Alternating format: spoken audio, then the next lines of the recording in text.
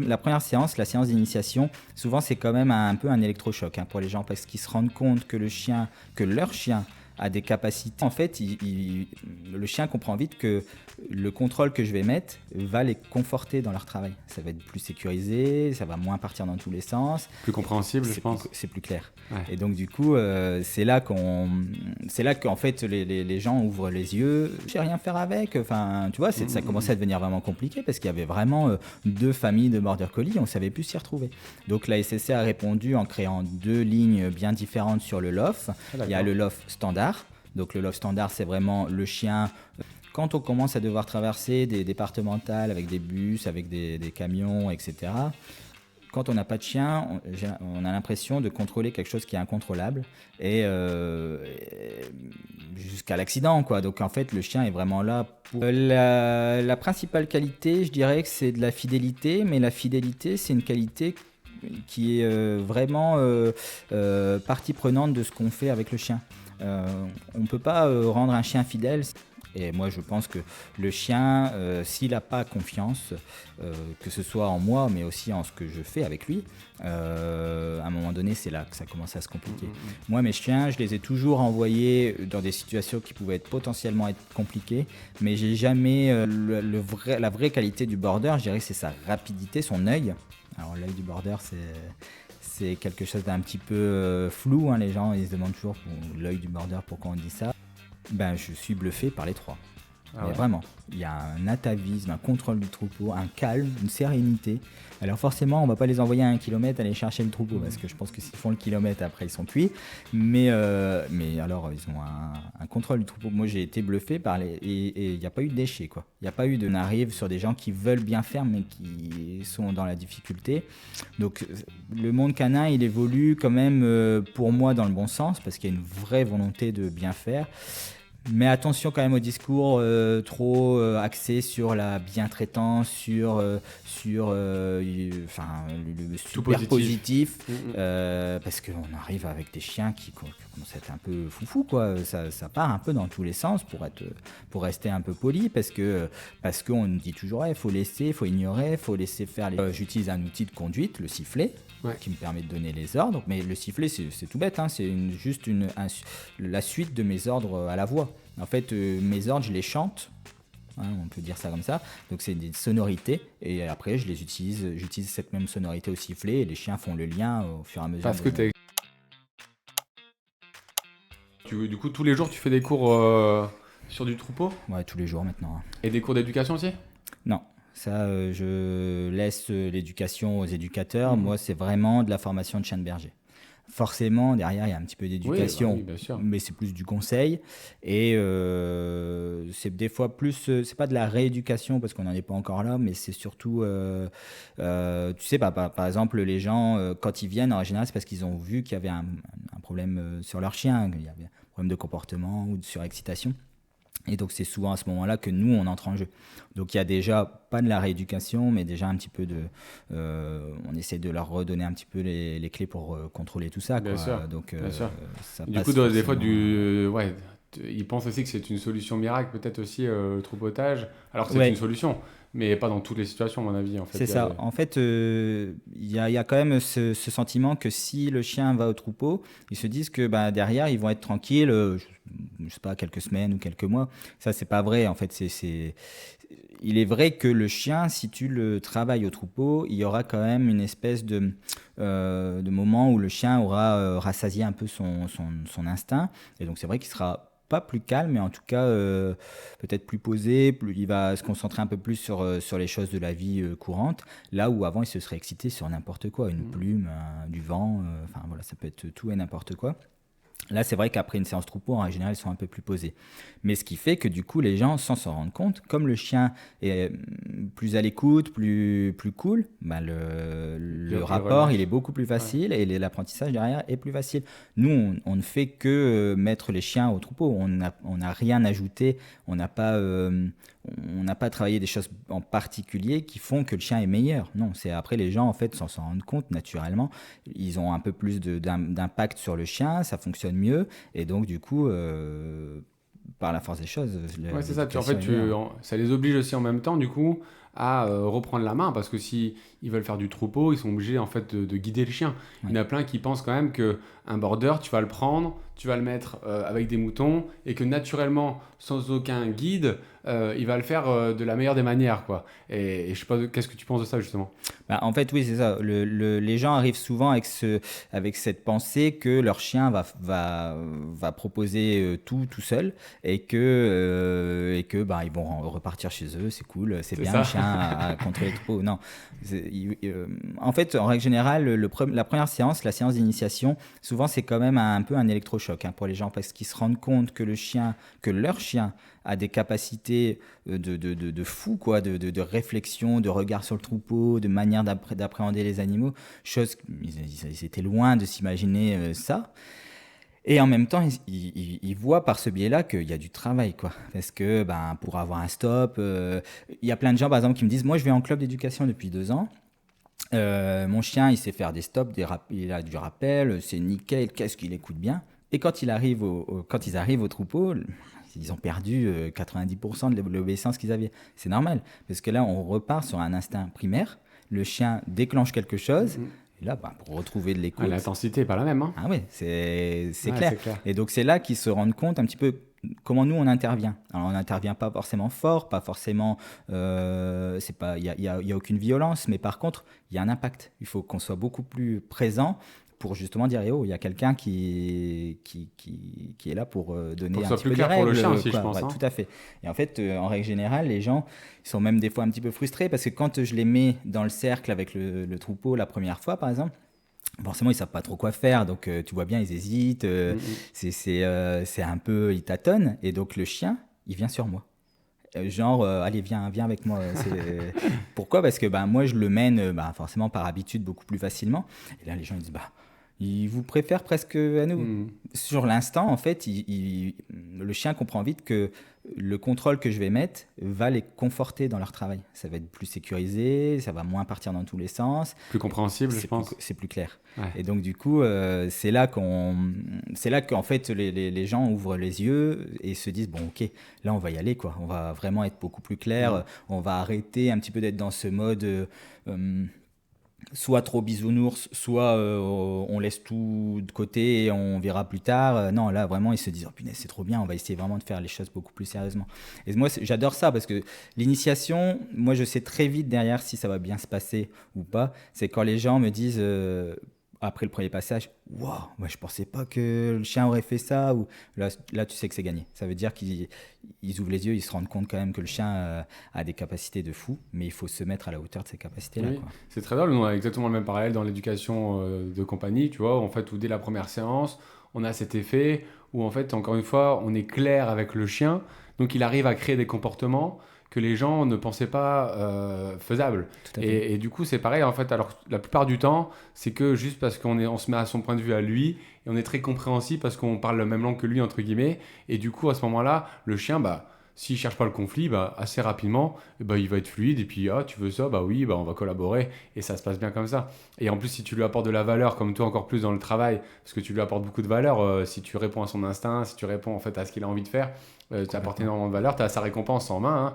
hein. Nous, la récompense, des fois, c'est un petit peu plus galère à trouver, mais là, c'est vrai que si toi tu l'as en fait comme ça, voilà. Mais est-ce que tous les boarders ont justement cette envie de faire du troupeau, et est-ce que c'est toujours une récompense pour eux, ou est-ce que certains boarders vont arriver en fait dans le troupeau et vont aller créer un autre comportement, c'est-à-dire aller nifler, aller sur leur propriétaire, etc. Ouais, c'est une bonne question. Effectivement, tous les borders à l'heure actuelle ne sont plus si instinctifs qu'on pouvait le voir auparavant. Il y a plusieurs raisons à ça. Il y a un sujet de sélection où forcément le border est plus forcément systématiquement sélectionné pour ses capacités de travail. Des fois, c'est plus pour une couleur ou pour une attitude, hein. Il y a des borders qui sont Malheureusement. d'excellents chiens de compagnie aussi, hein. On peut Mhm. pas, mais c'est vrai que du coup, il y a aussi une baisse de cet instinct et donc pour certains utilisateurs, c'est un peu plus compliqué. Donc oui, la première séance, il faut quand même être vigilant. Si le chien arrive avec un comportement un petit peu plus dans la crainte, Il faut pas commencer à lever les bras en disant ouh c'est de la maltraitance, on lui fait peur. Non, non, c'est pas vrai. Il faut des fois juste un tout petit peu de temps, amener les choses différemment, bouger le troupeau, essayer de titiller un petit peu cet esprit qui est peut-être un peu plus loin en lui. Et quand on arrive là à déclencher l'instinct au bout de je sais pas 20 minutes, une demi-heure, bah, on est super content parce qu'en fait là du coup là c'est une vraie réussite. C'est qu'on part d'un chien qui a l'instinct mais qui a oublié, enfin qui a même pas oublié, qui l'a jamais déclenché et qui était vraiment un petit peu dans une torpeur. Et on le sort vraiment de cette torpeur. Et en règle générale, par contre, là, c'est vrai, les gens plus tard me disent le chien a changé. Et est-ce qu'il y a une partie génétique? Il y a une partie génétique claire. C'est 80% du travail du chien qui est génétique. En fait, nous, ce qu'on va mettre, c'est plutôt sur des chiens qui vont avoir un gros instinct, presque à la limite de la prédation. On va mettre un peu d'impact pour que le chien se tempère et se dise ok, ça c'est pas la bonne solution, il faut que je reste derrière, que je reste concentré dessus. Et là on va y mettre tous les aspects positifs pour qu'il reste sur cet état d'esprit là. Après il y a des chiens qui sont un peu plus discrets qu'on va plus mettre en avant en choisissant peut-être des moutons plus rapides qui vont titiller un peu plus son instinct. Donc voilà, le travail nous qu'on fait, c'est vraiment on se base sur l'instinct et on fait le travail. Mais l'instinct, c'est 80% du job. S'il n'y en a pas, Et l'année dernière, ils ont failli en fait interdire la race Border Collie aux personnes en fait de compagnie. Qu'est-ce que tu penses de cette idée-là? Non, c'est pas une bonne solution parce que même nous, dans notre travail de sélection, je veux dire, dans une portée, on va pas avoir, par exemple, on a une portée de 8 à 10 chiots, on va dire, on va pas avoir les 8 à 10 chiots qui vont être forcément hyper opérationnels au travail. Comme tu disais tout à l'heure, ils vont pas être non plus très à l'aise. Certains ont peur et puis voilà, ils ont une crainte qui ne s'enlève pas, ils n'arrivent pas à passer au-dessus. Et donc ces chiens-là, si on leur interdit une vie potentiellement sympathique de famille, on fait quoi avec? Malheureusement, et même heureusement pour eux, mine de rien, il y a des gens qui aussi sont là pour pas forcément travailler, qui veulent juste passer du bon temps avec le chien, balader. Bon, là par contre, ces chiens-là ont quand même besoin d'être sortis régulièrement, donc il faut avoir du temps. Et voilà, mais certains chiens ne sont pas aptes à travailler, et donc ces chiens-là, oui, il y a des éleveurs qui font en sorte de faire disparaître un petit peu cette génétique-là sur le Border Collie. Alors, je ne sais pas si dans votre métier c'est bien vu, mais en tout cas, ça existe parce que nous, on rencontre maintenant des borders qui ont moins de focus, qui sont moins toqués, qui ont moins de posture basse, etc. Et quand on parle avec les propriétaires, ils nous disent qu'ils ont acheté un border de compagnie, c'est-à-dire que l'éleveur vend le chien comme un border de compagnie. Ça, tu étais au courant un petit peu de ça? Oui. Ouais. Et tu penses quoi de ça? Alors, c'est un sujet un peu délicat parce qu'effectivement, comme tu dis, il y a certains utilisateurs qui sont fous à cause de ça. Moi, je suis un peu plus partagé. Je pense que c'est quand même pas une mauvaise chose parce qu'il y a quand même beaucoup de gens qui veulent des border collies, mais qui n'ont pas de troupeau, qui n'ont pas le temps de mener un troupeau, qui habitent plutôt en ville ou en tout cas dans un milieu urbain. Heureusement qu'il y a des borders qui n'ont pas trop d'instinct et qui sont un peu moins, comme tu dis, toqués, parce que sinon c'est une catastrophe. Ils ne pourraient pas vivre une vie très heureuse. Là où je suis un peu plus mesuré, c'est que ces éleveurs-là, à la base, l'ont fait pour le profit et pas pour bien sûr. répondre à une clientèle. C'était pas... Ou alors ils ont vu cette demande-là et ils ont répondu en créant cette génétique-là. Aussi, ouais. Ça dépend comment on le voit, mais Ouais. dans tous les cas, effectivement, c'est pour pouvoir vendre du chiot, etc. Mais bon, moi je trouve ça limite tristement plus intéressant de donner un border qui est fait pour de la compagnie à des personnes de compagnie que quelqu'un qui se retrouve avec un border avec une génétique de malade alors qu'il n'était pas au courant de tous les patrons moteurs que le chien a acquéris. Et du coup, qu'après, il se trouve débordé par le chien, en plus qu'il n'ait pas envie de faire du troupeau, etc. Là, d'un seul coup, on est sur un duo qui ne va pas vivre en fait, à l'équilibre parce qu'en fait, la personne n'était pas au courant qu'il avait pris une Formule 1 et qu'il va aller rouler sur circuit de temps en temps, quoi. Donc, c'est certain. Du coup, ça déborde. Et c'est surtout que ça a créé à un moment donné quand même un problème. Il a fallu régler ce problème-là. La SCC a répondu...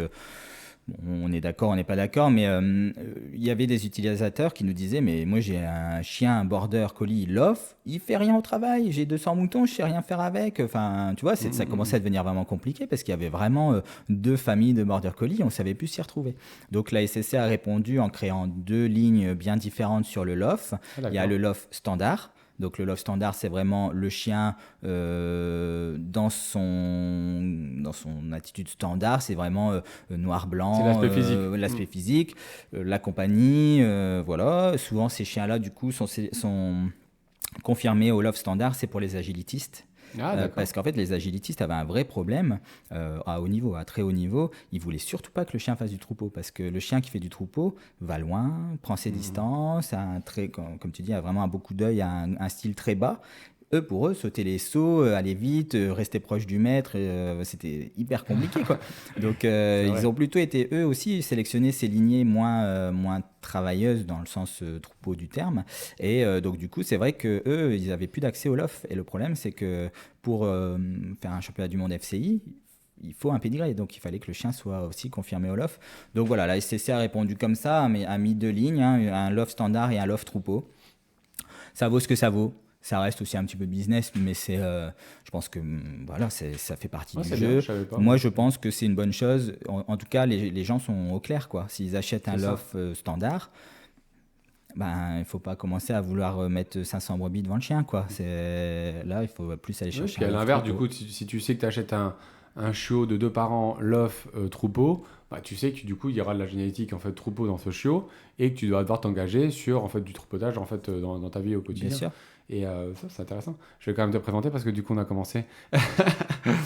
Donc, je suis super content d'accueillir Florian au micro. Florian, c'est un vrai passionné du monde canin et agricole. Son histoire commence tôt, à 11 ans. Il ne peut pas faire de sport classique à cause d'un souci cardiaque, alors il se tourne vers les sports canins et adopte son tout premier border collie.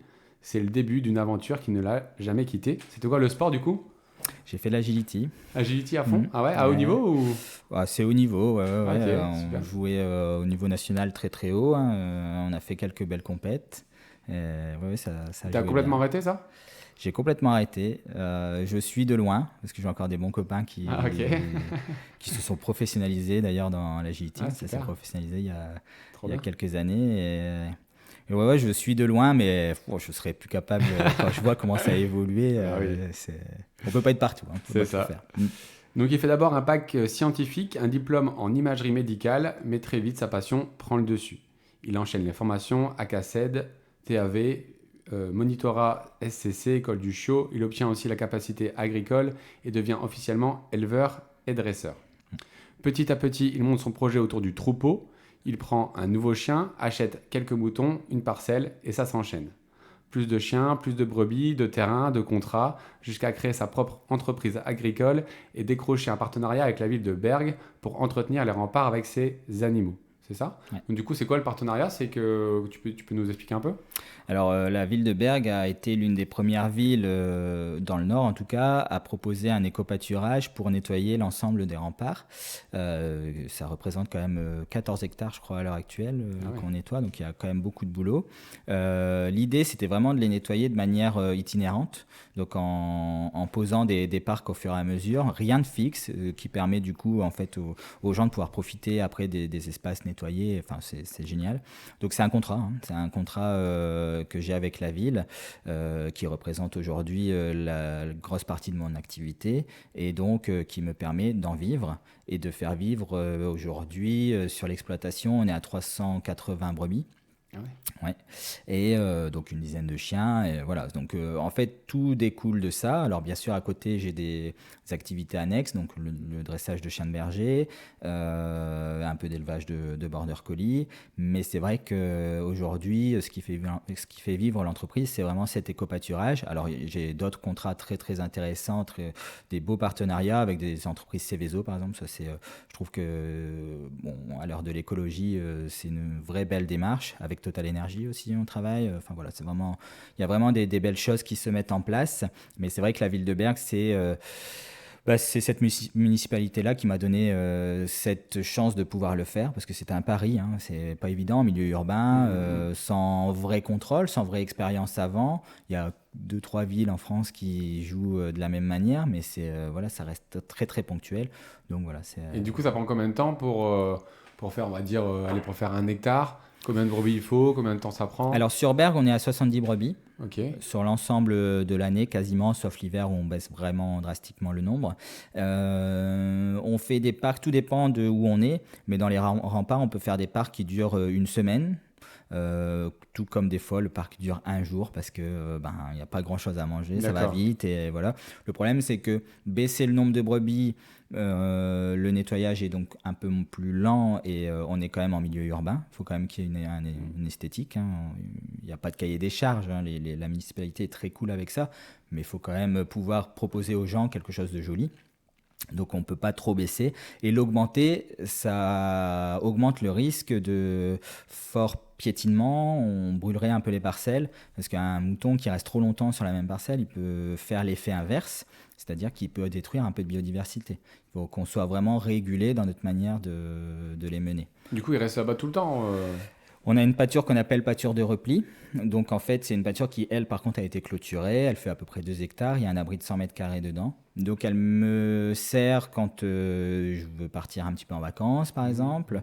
Elle me sert aussi l'hiver. Parce qu'en fait, c'est assez sympa de montrer aux gens aussi quelques agnelages, quelques naissances, quelques agneaux qui vont démarrer leur vie à Bergue. Enfin, je trouve que c'est un message sympa et fort quand même. Et du coup, c'est important de garder un troupeau l'hiver sur place. T'as combien de naissances par an, du coup?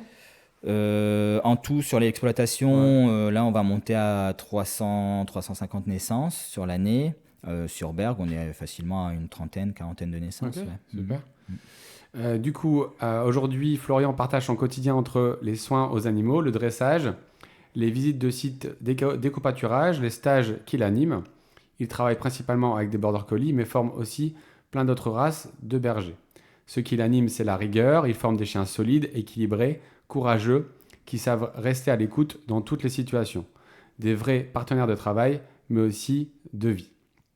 Ça va, je me suis pas trompé. C'est parfait. Donc, quel est le rôle concret d'un chien de troupeau dans ton quotidien? Alors, le rôle concret de mes chiens de troupeau, c'est vraiment de pouvoir me donner l'assurance que si je suis à un point A, je vais savoir aller à un point B avec mon troupeau sans avoir besoin de passer par des artifices qui peuvent être très compliqués. Quand on est dans une exploitation, quand on est éleveur ovin, je peux entendre des fois qu'on n'a pas forcément besoin d'un chien. Quand on a des parcelles qui sont vraiment collées les unes aux autres, les moutons suivent, un petit peu de grain, ça peut suffire. Quand on commence à devoir traverser des départementales avec des bus, avec des camions, etc., quand on n'a pas de chien, on a l'impression de contrôler quelque chose qui est incontrôlable et jusqu'à l'accident, quoi. Donc en fait, le chien est vraiment là pour nous rassurer aussi et pour conduire le troupeau. Donc moi, mes chiens, principalement, ils sont avec moi quand je fais mes cours, puisque c'est aussi une aide qui me permet de garder toujours le contrôle sur le troupeau. Quand des jeunes chiens apprennent, forcément, des fois, il y a des petits couacs et donc il faut récupérer les animaux. Ils m'aident donc aussi principalement sur les sites d'éco-pâturage. Alors, il y a des sites fermés d'éco-pâturage, c'est-à-dire, quand on dit site fermé, c'est par exemple une entreprise telle que Aluminium Dunkerque, on peut le citer parce qu'ils ont un super projet d'éco-pâturage. Ce sont des clôtures fixes, les animaux sont toujours dans les mêmes parcs. Là, si on n'a pas de chien ce jour-là, c'est pas si grave, on arrive toujours à les interpeller avec un peu de grain. Par contre, quand on est sur de l'éco-pâturage mobile, pour les bouger, par définition, on a besoin du chien. J'essaye d'avoir plusieurs chiens avec moi, mais j'utilise toujours un chien par jour. Et en fait, j'essaye de leur donner un petit peu un rythme où ils travaillent une journée, ils se reposent une deuxième journée, enfin voilà, pour pouvoir les garder aussi un petit Et peu. c'est quoi, du coup, une journée type pour tes chiens? Alors, une journée type pour les chiens, c'est réveil assez tôt quand même, hein, pour démarrer la journée et voir un maximum de monde. Je nourris pas mes chiens le matin. Alors ça peut paraître un peu dur, mais en fait, j'ai tellement peur qu'ils me fassent un retournement d'estomac ou une bêtise comme ça, que je préfère leur donner une bonne ration le soir quand ils sont tranquilles, qu'ils n'ont plus que ça à penser. Donc oui, ça démarre assez tôt, donc on démarre en bergerie. En bergerie, ils n'ont pas beaucoup de travail. C'est des fois si un agneau est sorti de l'enclos ou qu'il faille remettre un animal dans l'enclos qui s'est sauvé durant la nuit, mais c'est rare, c'est très ponctuel. Moi, la bergerie, c'est vraiment surtout des agneaux, des naissances, des biberons par exemple, des choses comme ça. Donc ensuite, après, on part sur les sites. Donc soit on fait une tournée sur tous les sites d'éco-pâturage, c'est-à-dire qu'on fait la tournée vraiment Lensois, Arras, on va jusque Maubeuge. Donc là, on a une dizaine de sites à voir sur une journée ou deux. Ou soit après, on est à Bergue. Et Bergue, forcément, ça prend la journée puisqu'il faut monter les parcs, démonter les précédents. Et le chien, bon, en règle générale, sur cette journée-là, il se balade à côté de nous, hein. Ouais, c'est sa vie. Mais par contre, au moment où on a besoin de bouger le troupeau, il doit être là, quoi. Ok, super. C'est une belle journée de chien. Oui, oui, et puis dès qu'on voit, enfin, je veux dire, un éleveur standard qui n'a pas forcément de chien, il va voir une brebis qui boite, par exemple, dans son pâturage.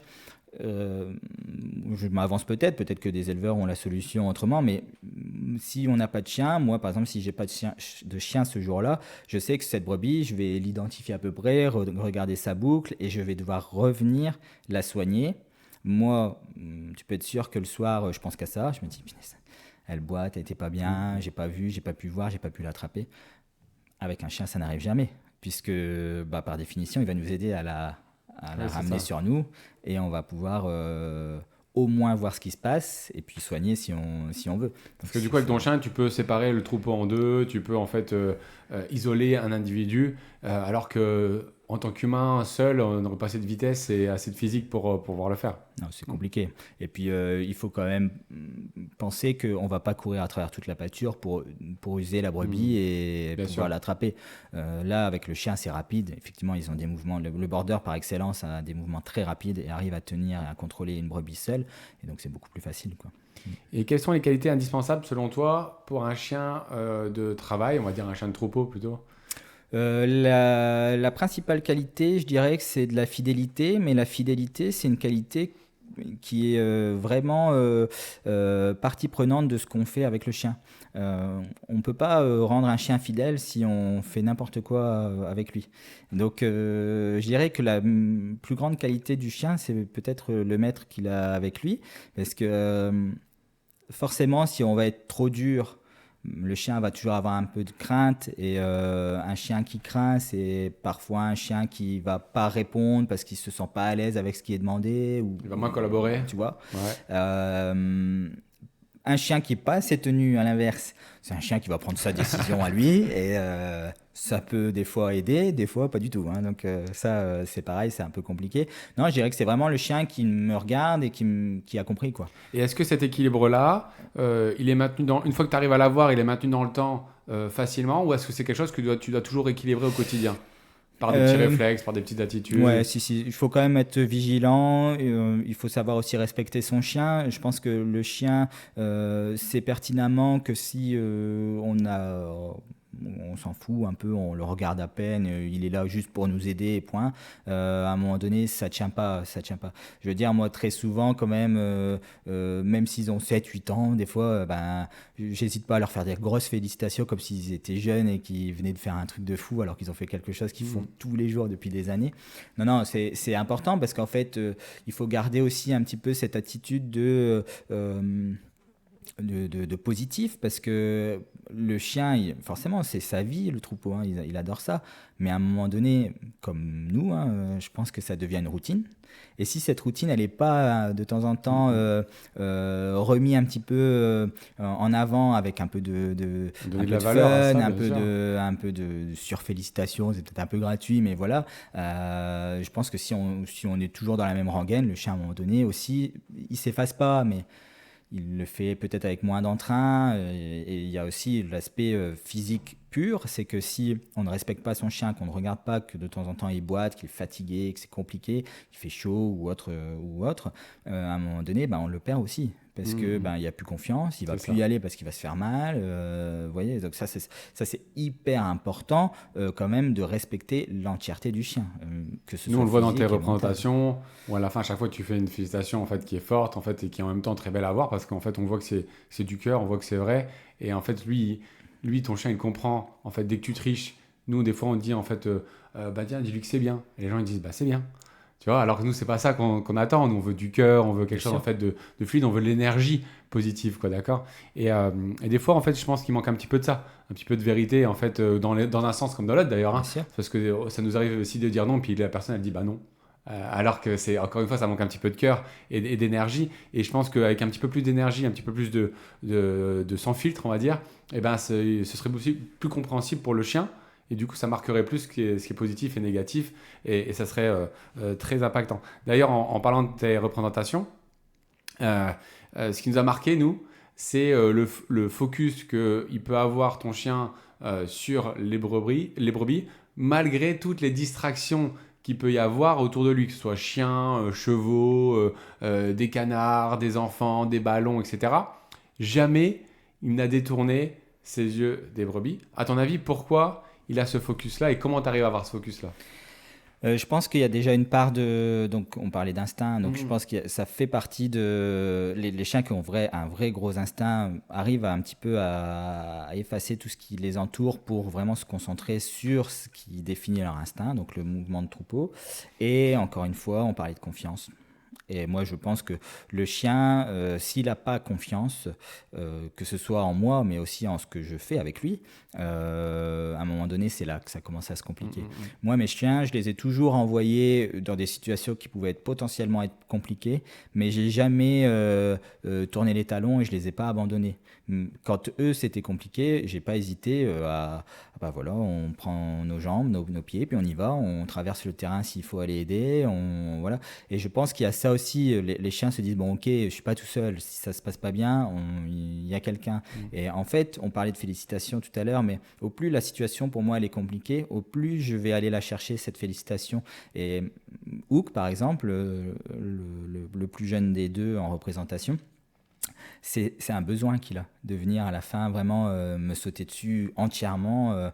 C'est comme s'il se donnait Décharge, ouais. finalement Mhm. totalement. C'est pas un remerciement, mais c'est plus un soulagement C'est ça, il se commun. décharge Quoi. émotionnellement. On l'a fait. Quoi. Ouais. C'était, C'est vraiment ce qu'on ressent en vous regardant en tout mais cas. complètement. Et en fait, je pense que le jour où je ne le fais pas, là, mais j'en Ouais. suis convaincu, c'est là qu'il va commencer à se dire, ouh, qu'est-ce qui se passe? Et peut-être qu'il changera un C'est très comportement. intéressant ce que tu es en train de dire là parce qu'en compagnie c'est exactement la même chose. Il y a beaucoup trop d'agressions en fait entre chiens où l'humain n'intervient pas. Mm. Tu vois, parce que tout simplement c'est des chiens entre eux, que les gens ont peur de se faire mordre, etc. Et là, la plupart des humains ne se rendent pas compte à quel point ils cassent le lien qu'ils ont avec leur chiot ou avec leur chien. Bien sûr. Parce qu'après, nous, on a des chiens qu'on appelle nous réactifs, et aller à 60% des cas, c'est en fait tout simplement parce que le chien n'a plus confiance en l'humain, donc il se démerde comme tout seul, comme si en fait il n'y avait plus d'humain, et souvent l'humain en plus a peur Ouais. aussi des rencontres avec les congénères parce que ça a traumatisé tout le monde. Et là, on tombe dans un cercle vicieux incroyable. Ce que tu as dit là, c'est-à-dire prendre la main, au plus c'est complexe, au plus j'interviens, etc., c'est extrêmement intéressant. Moi, j'ai toujours imaginé si c'était ton gosse. Si c'est ton gosse qui se fait attaquer par un chien, j'ai besoin de dire à personne de réagir et d'intervenir. Tout le monde, naturellement, va le faire. Bien sûr. Mais avec le chien, je ne sais pas pourquoi, il n'y a pas cette intervention naturelle. On croit qu'entre chiens, ils vont se débrouiller. Et il y a beaucoup de liens qui sont cassés à cause de mauvaises expériences et à cause de la non-intervention sereine. Parce que si c'est une intervention qui part dans tous les sens, ça ne sert à rien. Mais une intervention sereine de l'humain est primordiale. Et je reviens à ce que tu as dit parce que c'était exactement la même chose. Et je pense que c'est essentiel de penser comme ça et d'aller vers ce chemin-là. Et qu'est-ce qui fait la force, à ton avis, du border collie? Pourquoi on utilise dans le troupeautage principalement le border collie? Il y en a d'autres, hein, mais pourquoi en fait, quelle est la force vraiment de cette race-là? La précision avant tout et le côté vraiment très athlétique. C'est un chien qui a été quand même sélectionné par les Britanniques. Enfin, c'est un croisement, ce sont le croisement de plusieurs races. C'est parti un peu de chien de chasse. Il y a eu du lévrier aussi à un moment donné pour gagner de la vitesse. Voilà, ça, c'est on va dire un mélange savamment étudié. Hein. Ils ont fait ça très bien. De toute façon, c'est eux qui ont créé cette race et qui la maintiennent à un niveau d'excellence. Enfin, voilà, c'est merveilleux là-bas.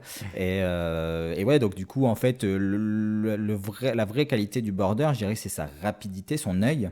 Alors, l'œil du border, c'est quelque chose d'un petit peu flou. Hein, les gens, ils se demandent toujours pour l'œil du border, pourquoi on dit ça. Le focus, c'est ça? C'est vraiment cette attitude un petit peu ras de sol, là, derrière le troupeau. Ça peut paraître être une chasse, presque. Hein. En fait, c'est surtout une manière de prendre le contrôle du troupeau avec le regard. Et c'est leur seul et réel avantage par rapport au reste, c'est qu'ils n'ont pas besoin de se coller au troupeau, de se montrer physiquement pour les mener. Ils peuvent être à 15 mètres derrière le troupeau, se retourne un tout petit peu, oh, lui il arrive comme ça avec cet œil. Au plus l'œil est fort, au moins le chien est puissant. Par contre, il faut faire hyper attention à la balance. C'est que le bon border collie, c'est un peu, je pense que c'est encore comme ça, mais on confirme les border collie au travail, on met une notation sur l'œil et la puissance. Et le bon compromis, c'est presque 5,5 sur 10, parce que c'est sur 10 les notations. Pourquoi ? Parce qu'un chien qui a trop d'œil va prendre le contrôle et c'est tout. C'est-à-dire que le troupeau va se dire « Ok, on bouge pas ». Et là, mais il manque la puissance pour faire avancer. Que le chien qui a vraiment le juste milieu va contrôler et faire avancer. Le chien qui par contre a trop de puissance, pas d'œil, il va faire courir le troupeau. Et un peu comme le berger australien. Le berger australien, c'est encore autre chose, c'est que c'est un chien qui est normalement un peu utilisé pour le gros troupeau, plus du bovin, ou alors vraiment des gros troupeaux, plutôt en stabulation, sur des espaces un peu plus restreints. Mais ouais, le chien qui n'a pas d'œil, en fait, utilise son corps pour faire bouger le troupeau. Et donc forcément, fait courir le troupeau. Alors après, c'est à nous, formateurs, de rectifier les choses en mettant un stop, en mettant du contrôle. Et tes chiens, ils ont quoi là du coup ? Alors moi, les miens, je vais être un peu chauvin, mais je pense que c'est vraiment le juste milieu œil-puissance. Je dirais que Most a peut-être plus de puissance que Hook. Je le ressens souvent parce que peut-être que Hook va mettre un tout petit peu plus de temps des fois à faire avancer le troupeau. Mais par contre, ça m'arrange des fois que Hook soit moins puissant, notamment dans des endroits un peu exigus ou près justement des stations de bus, parce que justement le troupeau avance un peu moins vite. J'ai un tout petit peu moins de pression et donc du coup, il y a un peu plus de contrôle. Nous, on a toujours l'impression qu'il a un œil puissant. Ouais, non, mais après, ils ont un regard en plus un peu particulier, les miens, avec leurs yeux bleus, là, c'est spécial, mais après, voilà, je dirais que la principale qualité de Hook, par exemple, et de Most aussi, mais de Hook surtout, c'est un gentil, mais un vrai, quoi. C'est jamais dû le reprendre pour quoi que ce soit, il est gentil. Donc des fois les gens disent un peu con, mais c'est vrai, il a l'air vraiment, il est là, il se fait caresser pendant 1 heure, mais par contre dès que je fais ça, ou regarde le troupeau, paf, il va se remettre dessus, quoi. Donc moi j'aime pas trop les chiens qui se mettent trop en avant. Parce que moi derrière, je sais que je vais devoir un peu me battre avec. C'est pas trop mon truc. Alors quand il faut. Mais je préfère plutôt un chien un peu moyen dans tout. Et après, c'est notre boulot de les monter au maximum avec de l'expérience, avec du temps, avec des situations où on va leur donner le meilleur. Parce qu'un merveilleux chien, si on l'envoie à 1000 mètres à 6 mois et que c'est pas ce que c'est un troupeau et que ça va rien donner. Par contre, un chien moyen à 1 an qui a bien confiance en nous, avec lequel on a fait un gros travail déjà de proximité et d'échange, si on le mène, nous, à 1000 mètres, la fois d'après, il ira tout seul. À quel âge, du coup, en fait, faudrait commencer pour quelqu'un qui a jamais fait de troupeau ? Idéalement, on dit toujours pas avant 6 mois, notamment parce que vraiment les chiens sont petits pour le coup.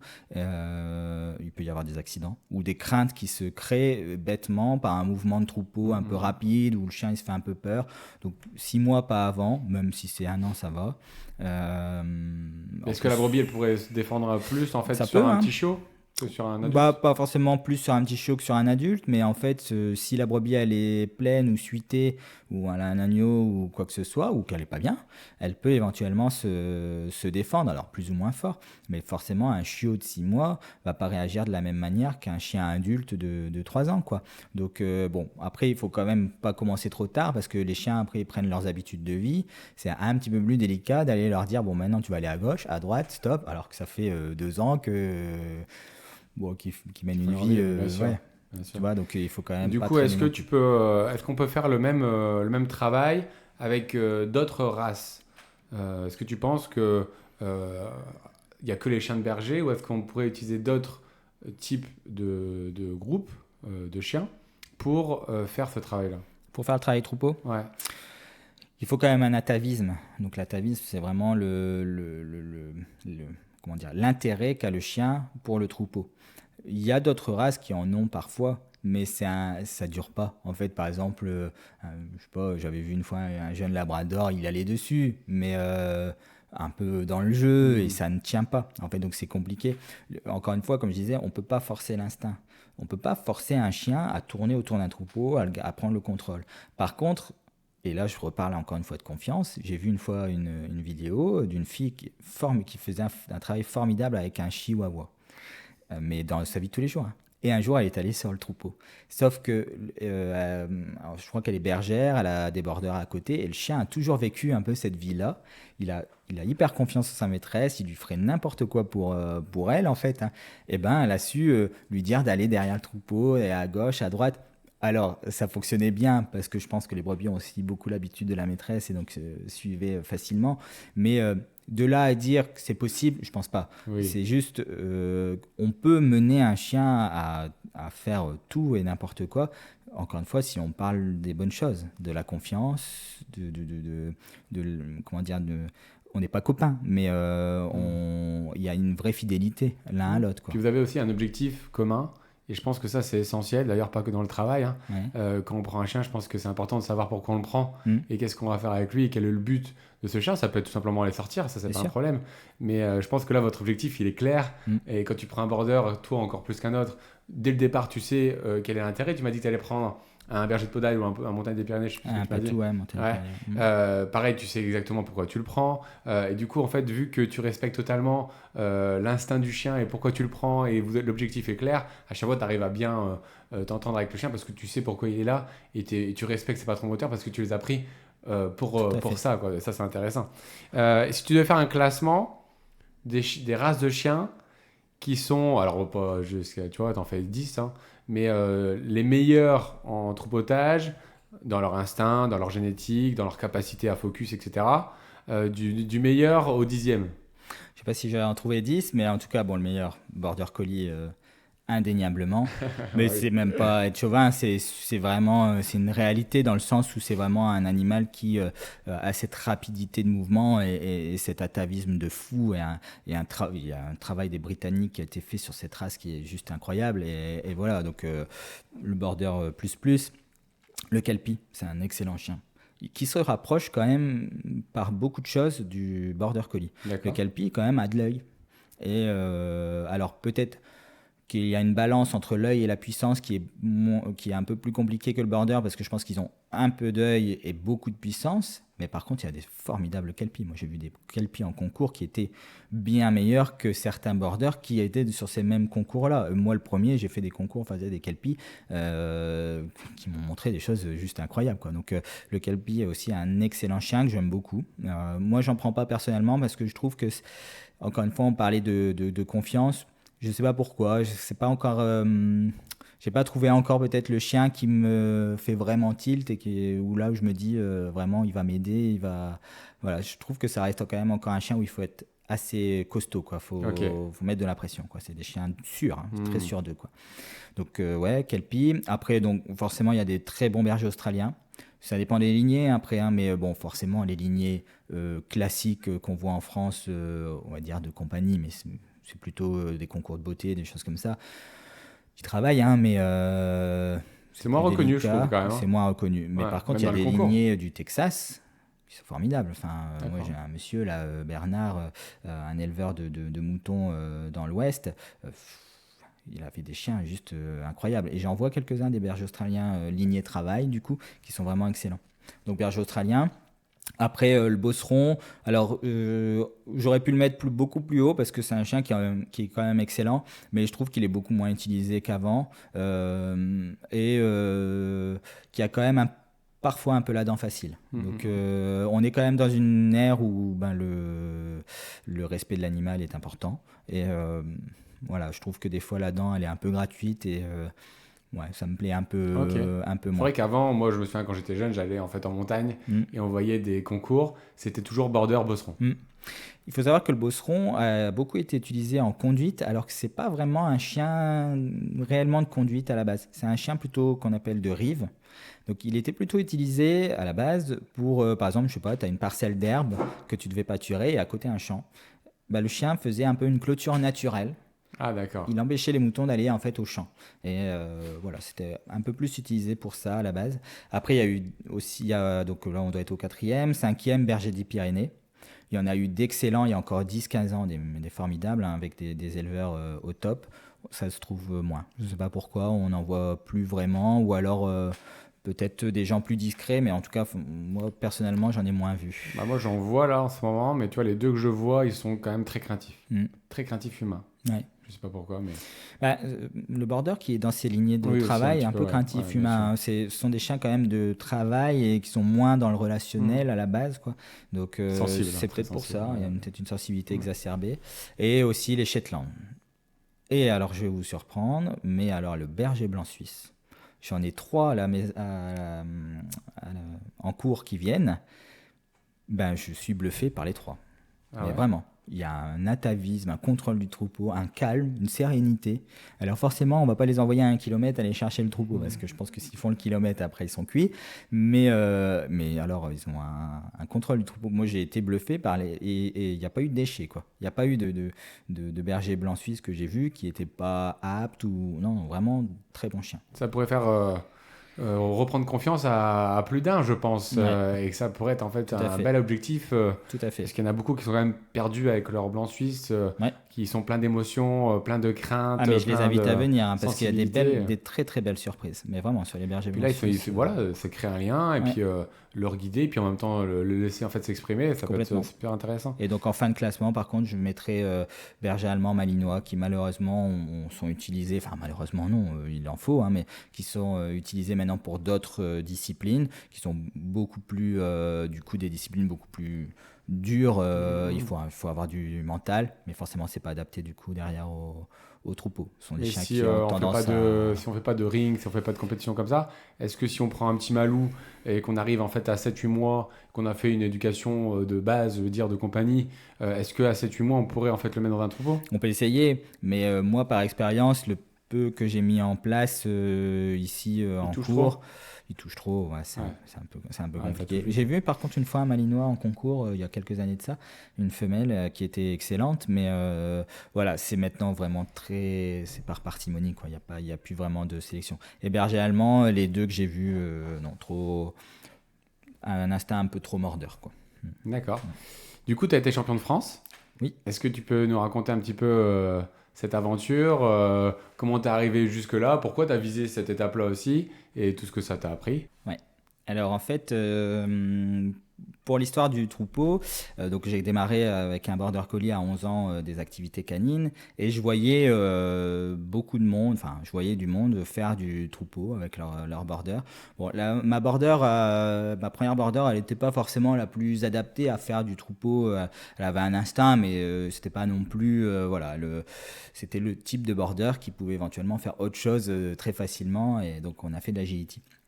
Sauf que moi, je voyais ces activités troupeaux, je me disais, oh, c'est fou, moi je peux pas être capable de faire ça. Bon, j'étais jeune en même temps, c'était un peu compliqué. Mais c'est vrai que c'était toujours resté dans un coin de ma tête. Et bon, après, donc j'ai fait mes études post-bac. Donc je suis parti 3 ans sur l'île. Donc ma chienne était donc chez mes parents. Elle a continué à faire un peu d'agilité avec d'autres personnes, mais voilà, bon, elle commençait à être en plus vieillissante, donc c'était pas, ça allait quoi. Et quand j'ai fini mes études, moi je voulais reprendre un chien, ça c'était sûr, un border forcément, mais avec quand même l'idée de faire un peu plus du troupeau, quoi, de l'agility et du troupeau.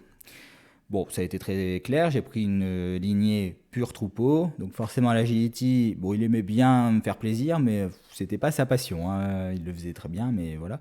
Donc du coup je me suis quand même beaucoup plus attardé sur son travail au troupeau, qui par contre était excellent. Mais bon, comme je disais, quand j'étais plus jeune, j'y connaissais finalement pas grand-chose et c'est quand même une activité assez compliquée. Donc j'ai été voir des formateurs qui m'ont tous donné un petit peu de leurs solutions, leurs astuces, plein de choses. Enfin, moi j'ai appris plein de choses. J'avais un cahier, je me souviens, je notais tout sur un cahier. C'était presque comme des interviews, mais en fait je gardais tout ce que les gens me disaient, je notais sur un cahier.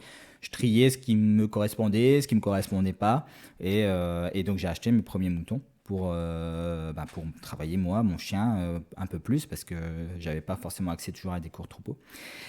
Et donc j'ai acheté une parcelle aussi pour mettre ces moutons dedans. Et en parallèle, je suis allé voir 2 3 concours et ça m'a scotché quoi. Enfin, j'ai été voir un championnat de France, c'était à Dieppe, je me souviens, ça devait être en 2010, quelque part par là, je devais avoir une vingtaine d'années quoi. Et j'étais sidéré par ce que je voyais et je m'étais dit un jour, j'arriverai à faire ça, mais un jour lointain, parce que pour moi, il fallait vraiment beaucoup de choses pour en arriver là. Et donc ce chien, Oupi, qui est donc arrivé dans ma vie en 2018, non, 2000, non, un petit peu plus tard que ça. Non, je dis des bêtises. Il est arrivé dans ma vie en 2010. Lui, du coup, je l'ai formé au troupeau comme j'ai pu, avec l'aide de formateurs. Et très rapidement, à 4 ans, j'ai su faire un championnat de France. J'ai fait quelques concours, ça se passait bien. J'arrive aussi à faire plein de choses, c'est fou. Et j'ai fait un championnat de France, donc c'était le championnat de France jeune chien, parce que jusqu'à 4 ans, on a la classe jeune chien, et après c'est Open, les adultes. Et donc, on a été même vice-champion de France, du coup, cette année-là, donc super. Et il m'a amené aussi en finale du championnat de France en Open. Mais je me suis pris une claque parce que là, le niveau arrive. Là, c'est même plus une simple recherche, c'est carrément double recherche. Il faut aller chercher de l'autre troupeau encore plus D'accord. loin. C'est un truc de fou. Mais enfin, c'est hyper passionnant et en même temps, on se dit, mais c'est tellement dur, quoi. Enfin, voilà. Et donc, du coup, j'ai acheté un troisième chien à l'époque. J'avais encore Urban, donc il y avait Urban, Oupi, et donc Most qui est arrivé. Et Most, j'avais déjà l'expérience de formation de Oupi, et là j'y suis allé tout seul par contre dans ma formation. Et je me suis pas trop trompé parce que je crois qu'à 1 an, il gagnait son premier concours. Alors tout le monde me disait, t'es trop précoce, c'est trop précoce, t'as été beaucoup trop vite avec ton chien. Sauf qu'en fait, ça s'est fait hyper naturellement. Enfin voilà, j'étais dans la pâture, je prenais un gros kiff à chaque entraînement que je faisais avec lui. Enfin, ça s'est super bien passé. Et donc, à 1 an et demi, j'ai fait championnat de France jeune chien, donc ça devait être certainement le plus jeune des chiens. Sauf que je me suis pris une claque d'enfer. Le chien est allé chercher les moutons, mais il y avait une femelle en chaleur, je pense, à ce moment-là, et ça l'a pas trop intéressé, du coup, de me ramener le troupeau. Donc là, ça a été retour maison. J'avais traversé la France, c'était à Toulouse, je me souviens, pour une bulle, et non, ça m'a un peu remis les pieds sur terre. Je me suis dit, bon, Florian, tu as fait plein de belles choses. Hein, tu as fait tout ton froufrou, c'est magnifique, sauf que la base, tu l'as plus. C'est qu'à un moment donné, il faut travailler. Il ne faut pas juste faire des belles choses. Il faut aussi que le chien, qu'on bosse ensemble. Et c'est là que je me disais, en fait, on ne se fait pas confiance. Je lui ai juste mis point par point tout ce qu'il fallait. C'était de la technique et très beau. Ça manquait de cœur. Mais ça manquait de cœur, carrément. Donc pendant des mois, on a remangé du travail de base. Je suis revenu à la base de plein de choses. J'ai tout remis en cause. Et l'année d'après, du coup, on a été sélectionné au championnat de France Open, du coup, les chiens plus âgés. Il avait que 2 ans et demi, hein. Donc c'était clairement le plus jeune. Et je pense que j'étais pas bien loin d'être le plus jeune aussi des conducteurs. Et on a gagné. Donc ouais, ça c'était la plus belle des réussites, hein, forcément. J'ai pas pu beaucoup poursuivre ma carrière, la carrière de concours de Most. Bon, on a été sélectionné en équipe de France pour les championnats du monde, championnats d'Europe. T'as pas fait toi? Si, on a été en équipe de France. Most était même. Parce qu'en fait, le chien qui gagne le championnat de France est capitaine de l'équipe de France pour le championnat d'Europe. Donc on a fait tout ça. Et donc c'est le capitaine de l'équipe de France qui organise un peu le voyage, mais alors, ça a été le Covid, alors c'était un bazar pas possible en Suisse là-bas. Donc bref, bon, c'est des expériences qui sont quand même hyper positives, mais voilà, on n'a pas pu aller au bout de ces choses-là, bien que de toute façon, je pense à l'heure actuelle, en France, on a un super niveau, mais moi, quand je vois les Britanniques, Et pourquoi? Parce que je sais pas, c'est leur vie depuis toujours, c'est de père en fils quasiment. Ils ont des possibilités d'entraînement dingues. Au Pays de Galles, c'est les montagnes du Pays de Galles. Enfin voilà, je pense ils vont encore plus loin dans la sélection et peut-être aussi qu'ils filtrent certaines choses, c'est-à-dire que je ne pense pas que ce soit les meilleurs chiens qui arrivent, qui traversent la Manche sans être péjoratif, et c'est normal. Je pense qu'ils choisissent un peu forcément leurs chiens, et c'est normal. Mais ouais, je pense qu'à l'heure actuelle, pour aller les détrôner, il y en a, hein, attention, hein, il y a eu un Norvégien qui a été champion du monde. Il y a vraiment il y a des super conducteurs. Il y a un Hollandais aussi, Serge Van der Zut, qui est juste incroyable. Mais moi, je trouve. Et quand tu dis qu'en fait qu'ils sont incroyables, moi ça m'intéresse. Ils sont incroyables parce que dans quelle capacité? Parce que nous, quand on te regarde, c'est déjà pour nous incroyable. Dans la lecture du troupeau. Ok. C'est-à-dire? Dans le détail. Le souci, il faut en fait le concours Special Border, il faut qu'on trace des lignes avec le troupeau. Ok. Il faut que ce soit le plus droit possible, dans des clés. Ah, C'est ok. vraiment un parcours hyper. Il faut être le plus droit possible. Et ils ont un sens de lecture du troupeau. La brebis n'a même pas encore tourné la tête, qu'ils ont déjà réagi, que c'est déjà. Ça file. C'est Ils magnifique. anticipent. Ouais, Ouais. c'est ça. Quand tu sais vraiment ce que tu dois faire et l'objectif du parcours, quand tu les vois faire, enfin, ça prend aux tripes, hein. C'est vraiment, c'est incroyable. Parce que c'est pas, là, c'est même plus que la qualité du chien, c'est aussi la qualité L'ensemble. Ouais. d'expertise du conducteur à l'instant T, quoi. Enfin, c'est juste incroyable. C'est tout avec un sifflet, on est là, on regarde au loin, hein, parce que c'est sur des distances en plus qui sont folles. Donc, moi, j'ai eu la chance de juger pas mal de concours à l'étranger, des concours assez intéressants. Et donc, j'ai pu juger ces gens-là. Et c'est à la limite où on se dit, mais qu'est-ce que je vais enlever C'est ça. comme point? Hein, parce que en fait, tu pars avec un total de 100 ou 110 points. Et si la brebis bifurque un peu, hop, t'enlèves des points comme ça. Tu peux pas, c'est pas possible. Donc, c'est merveilleux. Et ça, Tant du coup, mieux. c'est un travail, je suppose, quotidien, c'est-à-dire c'est leur travail à eux, c'est vraiment toute la journée, Oui, en règle tous les générale, jours. les Britanniques sont éleveurs de border collie, éleveurs de moutons, mais de génération en génération, souvent ils ont des lignées qui sont en plus hyper anciennes, qu'ils ont travaillé, qu'ils ont sélectionné, qu'ils connaissent par cœur. Et donc c'est vrai que c'est assez incroyable, hein, de voir les résultats qu'ils peuvent obtenir avec des fois des très jeunes chiens aussi, hein. Donc voilà. Ouais, donc du coup, oui, champion de France. Et dès lors que j'ai été champion de France, j'ai eu cette possibilité de travailler à Bergue. Et bon, je pense que aussi la vie, c'est pas juste gagner des concours, parce que malheureusement, on n'en vit pas de gagner Ouais. des Ah concours. ouais? Alors je pense qu'on Il n'y peut, a pas de pro, ça on, n'existe on pas? vend des chiens, Ouais. hein, beaucoup plus facilement. On vend des saillies plus facilement, mais on vit pas du fait de gagner des concours, quoi. D'accord. Alors il y a des gens qui en ont fait vraiment leur expertise, hein. Il y a Nicolas, par exemple, qui est pas si loin que ça, on est très amis, qui performe très fort en concours, et du coup son élevage est quand même reconnu pour avoir des chiens qui performent en concours, et donc il fait pas mal de stages et il vend des chiens. Moi, j'avais quand même aussi un peu cette fibre élevage mouton, qui m'est venue en même temps que le fait de faire pas mal de concours et d'avoir mes propres moutons. Et c'est surtout, moi, je pensais j'avais vraiment cette fierté de pouvoir créer un vrai projet, quoi. Là, c'est pas du fun, c'est pas du ludique, c'est vraiment, là, on nettoie les remparts de la ville avec mes Il y a une moutons. utilité, un Voilà. objectif. Et Ouais. c'est nous c'est moi, avec la municipalité, qui a créé ça. Ça, c'est une vraie fierté, quoi. Mhm. Au-delà de tout ce qu'on peut gagner comme prix. Ouais, ok, super. Ouais. Et du coup, est-ce que tu penses qu'un chien en fait de travail peut être aussi un bon chien de compagnie, ou est-ce que tu penses que c'est pas ça va pas ensemble? Si, si. Il faut savoir que Oupi, c'est donc le deuxième chien que j'avais acheté, donc qui a été mon premier vrai chien de travail. Il vivait en maison. Parce qu'avant, j'étais pas ici, on n'avait pas les chenilles.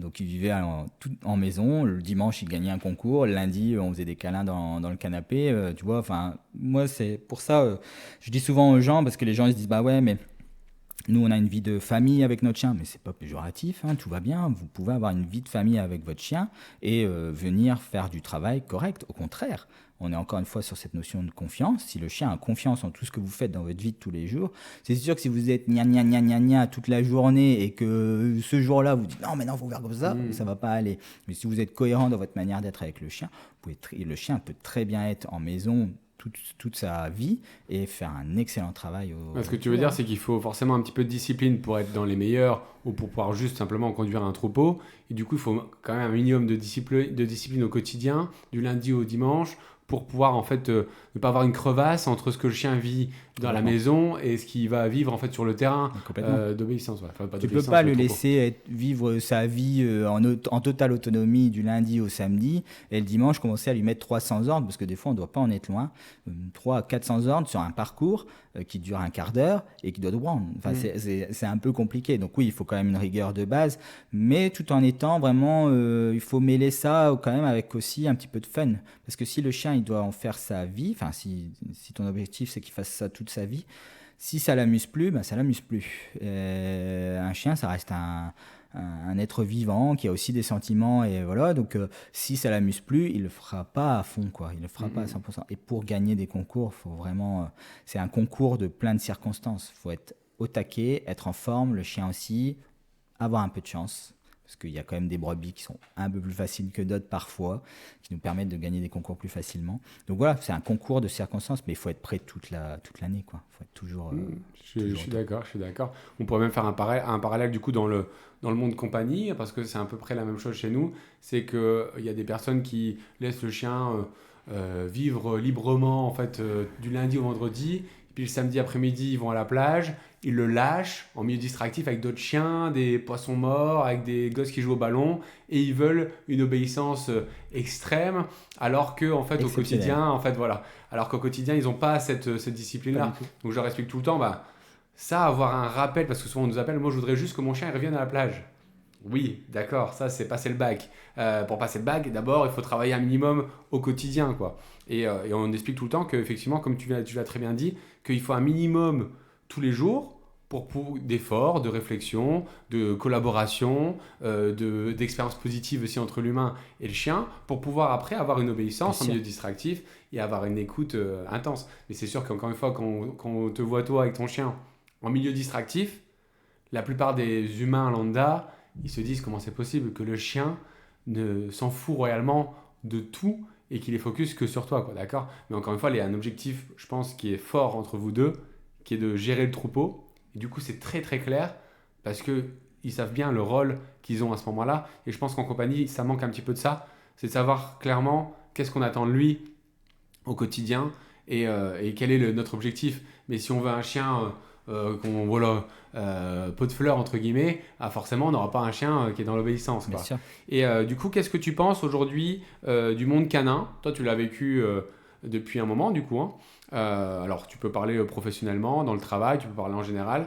Comment tu le vois évoluer le monde canin? Comment tu le ressens depuis quelques années?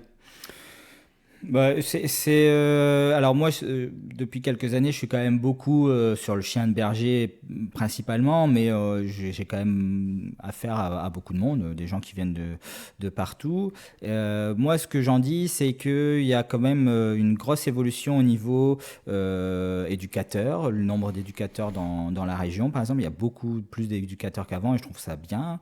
Si tant est qu'ils expliquent les bonnes choses, mais oui, il y en a voilà, des bons, ouais, voilà, il doit certainement y en avoir des pas terribles, mais bon, globalement, je pense que après, s'ils sont bien formés, ils vont faire un excellent travail. Donc, moi, je trouve que c'est bien. Il y a vraiment une démarche. Les gens veulent quand même faire des bonnes choses avec leurs chiens.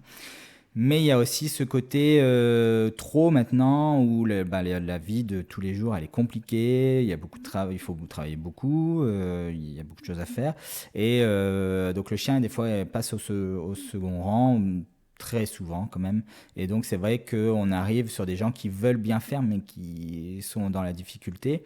Donc le monde canin il évolue quand même pour moi dans le bon sens parce qu'il y a une vraie volonté de bien faire. Mais attention quand même au discours trop axé sur la bientraitance, enfin,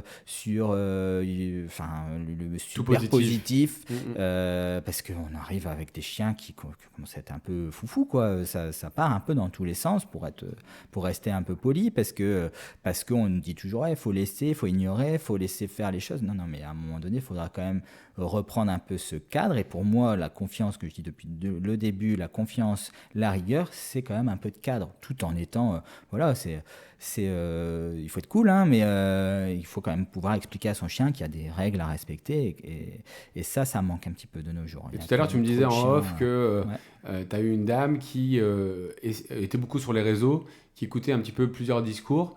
Et du coup, l'impact sur son chien était catastrophique parce qu'elle employait toujours une méthode différente, un comportement différent. Toi, qu'est-ce que tu penses de ça? Quel est le meilleur conseil que tu pourrais donner à quelqu'un qui adopte un chiot, par exemple?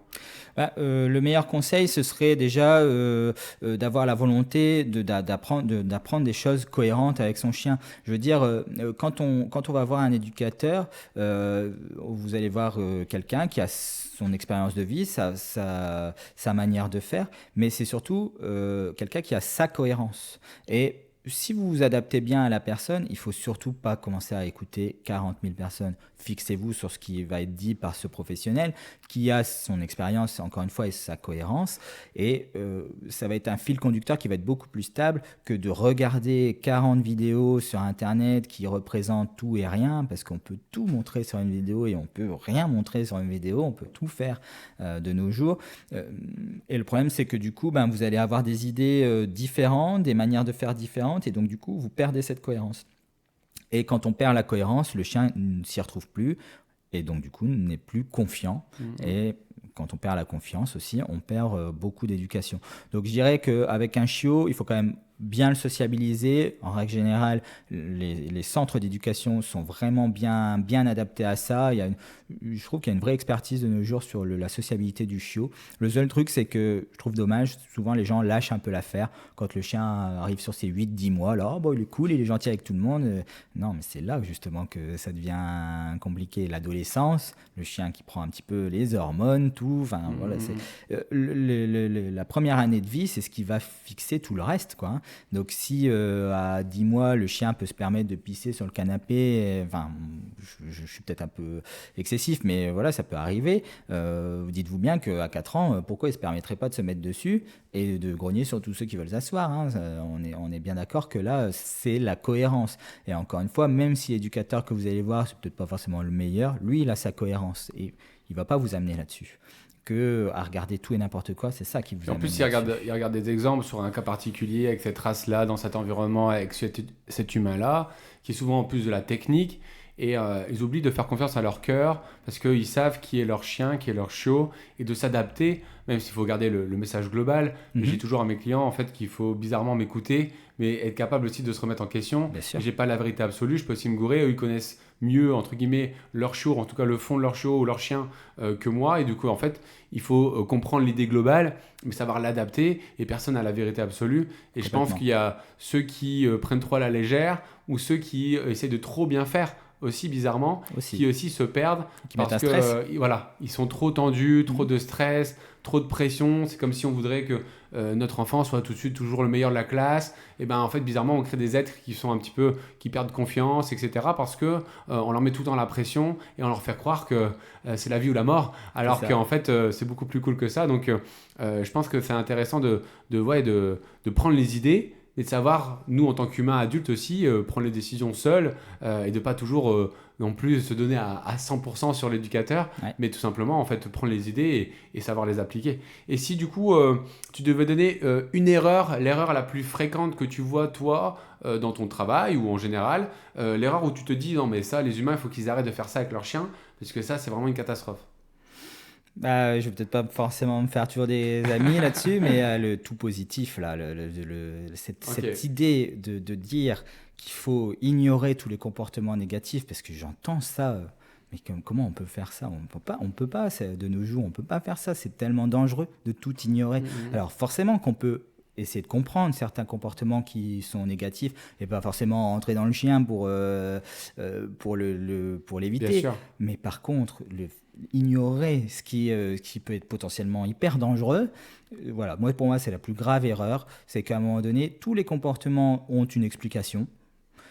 Mais il faut aller la chercher. Il faut pas juste dire on m'a dit qu'il fallait ignorer. Quand il grogne comme ça sur la petite, il faut ignorer. Mais non, la prochaine étape, c'est qu'il va la mordre, quoi. Enfin, attention. Il faut peut-être comprendre pourquoi il grogne dessus.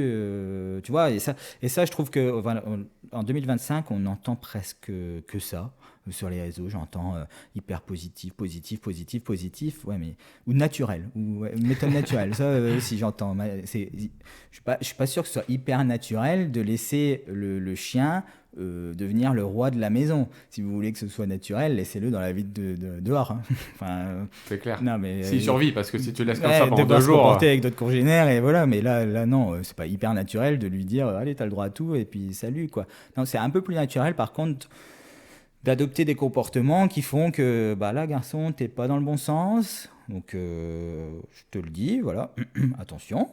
Le chien, va réfléchir un petit peu, va proposer quelque chose de mieux ou de pire en fonction. Si c'est pire, on peut monter un petit peu plus la pression. Si c'est mieux, super mon gars, tu vois, tu viens de comprendre que ça, c'est comme ça qu'il fallait faire, c'est cool. Il n'y a pas besoin de s'énerver et de Et en fait, devenir la plupart des complètement ultra fou. positifs, Mais- ils veulent éviter la situation parce qu'ils veulent pas de conflit Hmm. avec l'individu. Ils pensent que le conflit est quelque chose en fait de néfaste pour l'individu.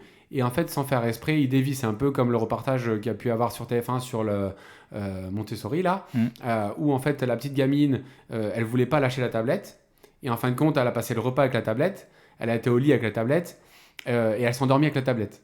Et ils pensent, eux, que ça, ce comportement-là, est plus efficace que d'avoir eu un conflit pour lui dire non pour la tablette et avoir insisté et aller au bout des choses tout simplement parce que la tablette c'est pas bon pour elle quoi, d'accord. Bah, pour moi c'est exactement le même principe chez le chien, c'est que il y a plein d'humains aujourd'hui qui veulent un maximum de positif et qui pensent que tout donner et tout laisser libre à tout positif, à toutes les demandes du chien et va le rendre heureux, alors qu'en plus le pire dans tout ça c'est que c'est faux. Ah oui, le C'est-à-dire chien qu'en a pas de fait, code. rendre quelque chose d'exceptionnel, c'est-à-dire priver une ressource, et quand on lui donne, ça crée beaucoup plus de valeur Bien sûr. que quand en fait on donne accès à tout et que du coup le chien n'a plus d'envie, n'a plus de réaction excessive et de joie excessive parce que tout simplement il a accès à tout tout le temps quoi, d'accord. Et du coup ça c'est vrai que c'est la plus grosse dérive Bah oui. actuelle, Il y a rien, il y a rien de plus sympa que de voir le chien quand on arrive à le réorienter, quand il fait une action négative et qu'on le réoriente sur quelque chose de positif, quand on le félicite pour cette action positive, on voit vraiment là que le chien se dit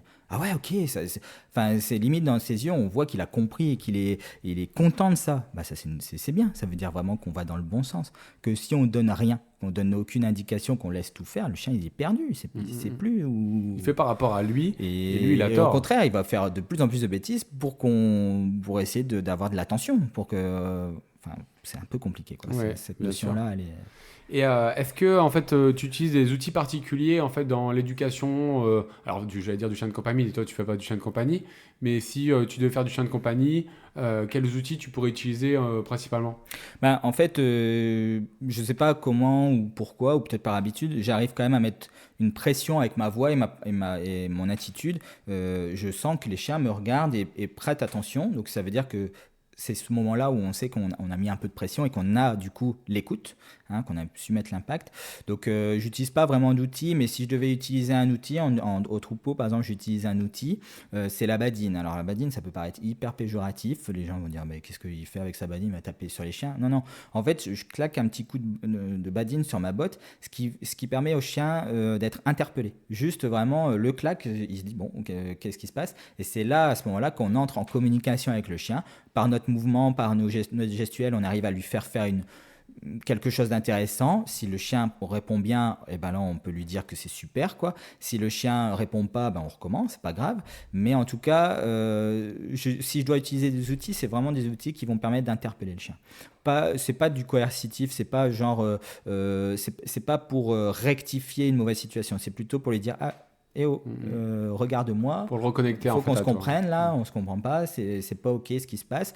Donc voilà, c'est plutôt ces outils-là. Donc ça peut être donc la badine. J'ai tendance des fois à conseiller parfois un petit ustensile avec des cailloux pour faire un peu de bruit, ce qui donne même effet. Mais le problème c'est que je le conseille plus trop parce que les gens l'utilisent mal. L'idée c'est Mhm. pas de menacer le chien, hein, c'est vraiment c'est sur soi presque. Hein. On fait du bruit pour dire eh oh je suis là. Parce que des fois, bon, bah, les gens veulent pas crier, ou c'est pas terrible de crier, mais en fait, le fait de vouloir interpeller le chien, souvent les gens pensent qu'il faut hurler pour ça. Et en fait, c'est hyper contre-productif parce que le chien, elle hurle, je vais aller ailleurs, je C'est vais juste que faire toi, autre tu arrives à chose, quoi. faire l'œil avec de la puissance, c'est ça? C'est un peu. À un moment donné, pour moi, la meilleure éducation, c'est quand on arrive à interpeller le chien, lui dire eh oh, regarde un coup. Le chien, du coup, à ce moment-là, à l'instant T, il est à 100% sur soi. Et c'est à nous, après, de faire le boulot pour dire tu dois Mhm. aller par là, tu dois faire ci ou ça. Et c'est ça qui fonctionne le mieux, Donc en quoi. soi, tu n'utilises pas beaucoup d'outils. Après, j'utilise un outil de conduite, le sifflet, Ouais. qui me permet de donner les ordres. Mais le sifflet, c'est tout bête, hein, c'est juste la suite de mes ordres à la voix. En fait, mes ordres, je les chante.